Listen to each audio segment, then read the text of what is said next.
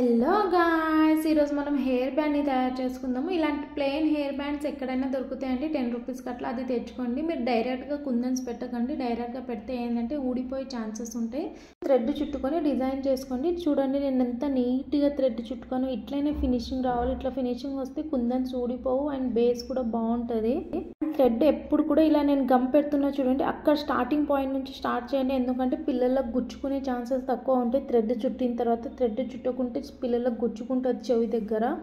ఇంకా నేను కుందన్స్ వాడతలేనండి. కుందన్స్కి బదులుగా మిర్రర్స్ వాడుతున్నాను. మిర్రర్స్ అయితే చాలా లుక్ బాగా వస్తుంది. ఎందుకంటే దాని చుట్టూ నేను కాటన్ థ్రెడ్ కూడా చుట్టుకుందాం అనుకుంటున్నాను. సో మిర్రర్సే బెటర్ అని నేను అనుకుంటున్నాను.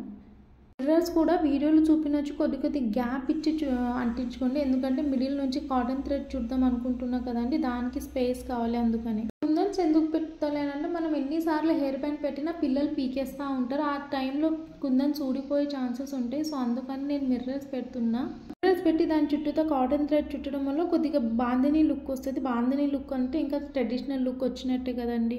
అండ్ నేను వైట్ గమ్ వాడతలేను. ఎందుకంటే వైట్ గమ్ కన్నా B7000 గ్లూ ఎక్కువ ఎఫెక్ట్ ఉంటుంది. ఊడిపోయే ఛాన్సెస్ కూడా తక్కువ ఉంటాయి వైట్ గమ్ కన్నా.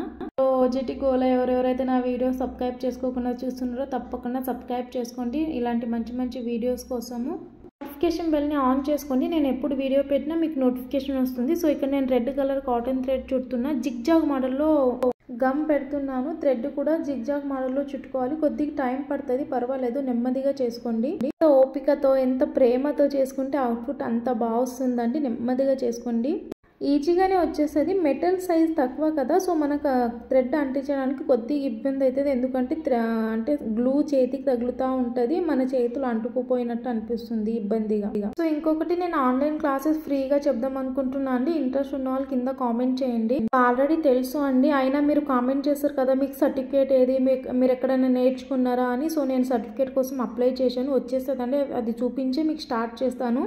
అదే థ్రెడ్ ఇటు నుంచి జిగ్జాగ్ మోడల్లో చుట్టుకుంటూ రావాలి.